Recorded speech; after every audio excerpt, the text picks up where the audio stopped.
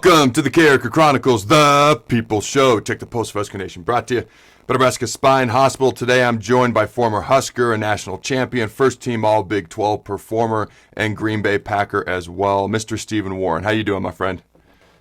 I'm doing good, buddy. How about yourself? I'm doing good, and I'm excited to have you on. I got a whole bunch of things I want to talk to you about. We're going to talk about the Dream Foundation, what in the world is going on with the Big Ten Conference in fall sports. But first, and actually what kind of prompted this interview to begin with was, Ralph Brown, your former Husker teammate, cornerback, has been missing for quite a while. Okay, so how long has Ralph Brown been missing, and how did you first hear about it? From what we can tell, he's been missing for over a year, or off the grid. Yeah. I found out. I was sitting at home Friday evening, just kind of hanging out on the couch, and my kids had abandoned me, so I'm sitting reading stories on the internet, and I saw a picture of him pop up. It was the Entertainment Tonight article with her describing her ordeal and what they've been going through with the situation of their court battle. And as I'm reading, I'm starting to think, like, wait a minute, did she just say he's gone and hasn't been seen or nobody's heard from him for a year? So I immediately started texting all of our friends and teammates that would have been around our age or guys that I know that he's had a relationship with. And every text I sent, every message I sent, everything came back. And it was the shocking thing was everybody was in the same boat of not knowing that he'd been off the grid for that long. I think part of that plays into what's going on with the pandemic. Yeah. And then part of it is, we're all just getting older and have families, and none of us are in the same place anymore. You just kind of lose track with people that you don't see every day. But it was the same story after story. Nobody had heard from him in the last week. And kind of track that anybody had really talked to him has been like almost last July to 2019. How did he seem the last time you spoke to him? How did he seem when you spoke to him? If anybody knows Ralph, he's always the same. He's always laughing, having a good time, upbeat, very positive. Yeah. And the last time I spoke to him, it was that way.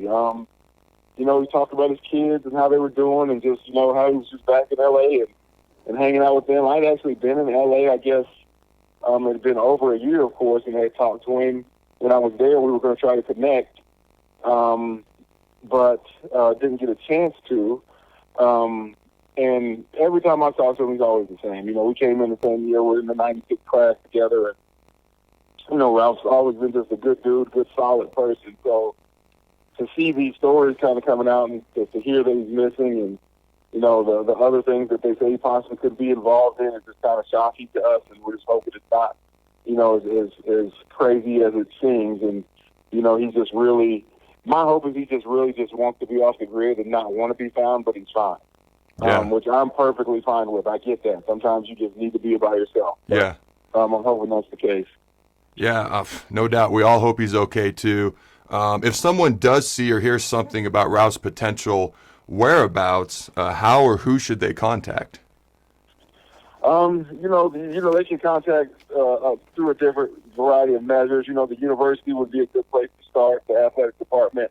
Coach Ron Brown is somebody that's kind of helping with this, too. Myself, there's a number of us that are doing anything. We don't have like a hotline or a specific number. They can always reach out to the Dream organization too and contact us through the page, or just email me personally. My email is swarren@joindream.org, and just contact us. And if you know anything, just let us know. We're just trying to find out where our buddy's at. So that was swarren@joindream.org. Is that correct?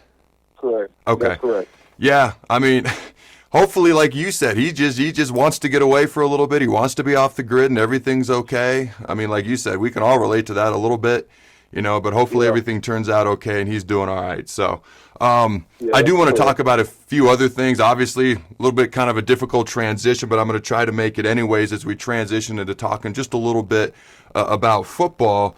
So craziness in the Big Ten Conference right now. It's literally like a daytime soap opera television show. Okay, all right. What are your thoughts on the Big Ten and the Pac-12 playing football in January?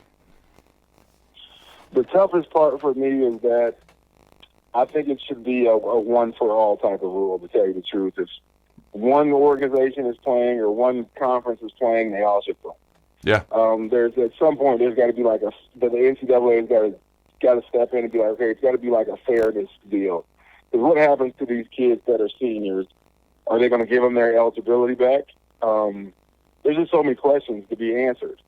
So I just think if they're playing, I think they need to play. If other groups are playing, I think we need to play. Or at least try. I get if something happens and there's too many cases of COVID, you need to shut down and you have to start forfeiting a lot of games. I get that. But at least let's try. But if that's not going to be the case, I think everybody needs to postpone to a spring season to where everybody gets the same opportunity to play for something. Because if you're playing in the spring, what are you really playing for? A conference championship? That's a goal, but for most guys that play at this higher level or any level, the goal is to win a national championship. So if you're at a program that has those aspirations, it's a little disheartening and disappointing. I get the liability of it all. I get the safety of it. I get the health risk and the health concerns, but we know with the health risk and health concerns, the population that we're talking about, the death rate is less than none.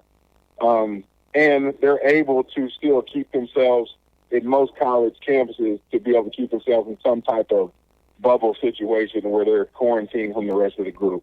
That is possible, but there's just so many politics that go into it. It's hard to even, where do you start at?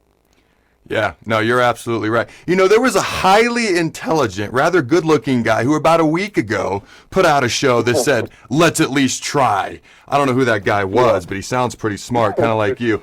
And the one for all thing makes so much sense because, and I'm not the first one or even probably the 50th one to point this out, but Iowa State can play, not Iowa. All right, Notre Dame can play, not Indiana, not Purdue. Pittsburgh can play, not Penn State. Navy can play, not Maryland. It's crazy. So it's literally the same state. So one for all makes a lot of sense. So let's talk about the ACC, SEC, and Big 12. And obviously this is a guess, but they're going to try to play a football season. What do you think the odds are that they get like 8, 9, or 10 games in this fall? And how silly will the Big 10 look if they do? I think if we look at just the model of Major League Baseball, they're trying, right? They're playing.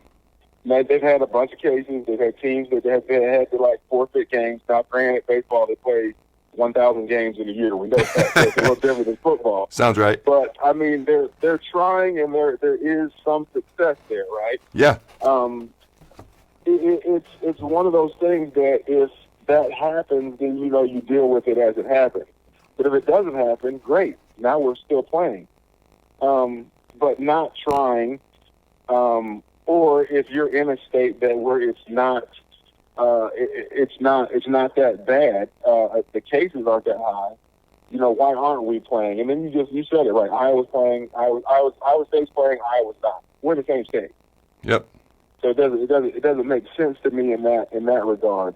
And these kids, at the end of the day, deserve an opportunity to be held responsible, to be able to try and hold each other accountable and to do the right thing. Now, if they don't do the right things and they have to shut it down, that's their own fault. But to not give them a chance is something else to me. Yeah. They should at least be able to make their own decision.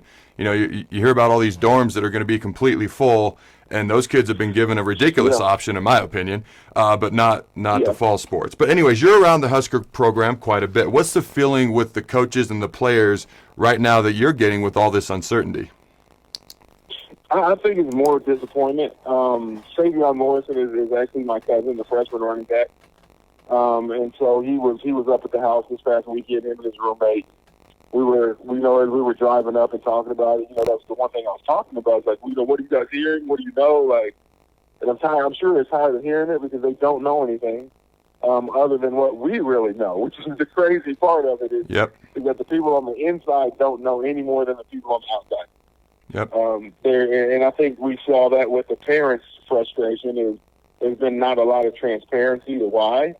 The letter that they sent out to the Big Ten. There's just not a lot of answers to what's next or what's going to be. I know that from the people making decisions, it's hard to maybe make those decisions because they don't know what this is all going to look like in 6 months. Is there going to be vaccines, or just like Trump said, it's just going to disappear one day? Is that going to happen? Like, we don't know. Yeah. So how do you make a decision based on that? So it's a lot of frustration from what I can tell from everybody. Is they want to play, they want the opportunity to at least try. They didn't get that opportunity, so now they're sitting around wondering what's next. Is there going to be a spring season? If the spring season comes, like, are the seniors going to get eligibility? How does it hurt the draft? How does it hurt the freshmen coming in? Are we going to get as many scholarships if they do get another year of eligibility? So there's so many unanswered questions. So let's talk about you now. What are you up to nowadays? And I know you're heavily involved with the Dream Foundation. For those who may not be aware of what that is, tell them what that's about, what you guys are trying to do and accomplish. So Dream is a nonprofit organization. Our mission is to help families and kids and youth, at-risk youth, to get opportunities and exposure where otherwise they wouldn't have it. So our whole model is set up to help and provide. So we're providing services through after-school programs, mentoring, and sports. Those are the 3 pillars. So with the after-school programs, of course, right now we're shut down too. We're actually, because we're Omaha Public Schools, and Omaha Public Schools is remote, we're actually in the same boat as most of the Big Ten, trying to figure out what's next and what do we do and how do we provide services. And, a lot of our kids we provide the meals after school. We deal with kids that are below the poverty line. It's free and reduced lunch is very high in the schools that we serve. So trying to figure out a way to provide them the meals and the services that we offer them. So we're doing some virtual stuff, but hopefully every kid then doesn't have internet at home. So there's so many challenges. And then from the sports side of it, we have 2 training facilities, one main facility that we do a lot of stuff out of, and another satellite location that's in the heart of the area that we serve with the after-school programs, providing those kids with sports performance training, speed, agility, strength and conditioning, and then some skill-based training and teams through football. So we got a pretty full plate. My day is pretty full most of the time, but it's full of helping and being around kids, and I get to be a good kid and get to have that atmosphere, being in the locker room with my coaches still. So I love that part of it, that I'm still heavily involved in athletics, and just helping out this community and helping out the people that need it most. If people want to help out or donate to the Dream Foundation, whether it be with time or financially, how might they be able to do that? JoinDream.org is our website, and there's a page to where you can get involved, and that's whether you get involved with your time, like you said, and volunteering, whether that's at an event or coming to read to our kindergartners at the school and after-school programs, or offering to help with our mentoring services, coming in and doing different things, or you can donate financially. Of course, we always need financial support. We're a nonprofit, as I mentioned, so that's part of our gig is having to go out and trying to make sure that we have the financial resources to help and to continue to help. So joindream.org, get involved. How can you help? And that's how you can help. Before I let you go, I wanted to say you did a phenomenal job singing the national anthem at the spring game this year. I did not know you had pipes like that, man. That was pretty impressive. Yeah, that's the one thing I don't do probably enough is use my vocal talents and sing enough. My mother's always on me for that, but Scott Frost, he had me come in and speak to the team last year sometime, and I knew it was going to happen. Him and Coach Brown and Matt Davison, they kind of prompted me to sing for the team, and so a lot of the guys knew. And then Chris Anderson, of course, being there, she called Matt since we were doing the virtual game when I sing the national anthem. So I don't know if I have enough guts to sing it live, but I told her I could definitely do it. I could definitely do it as a virtual thing. So it worked out good, and I was glad to be a part of the virtual spring game.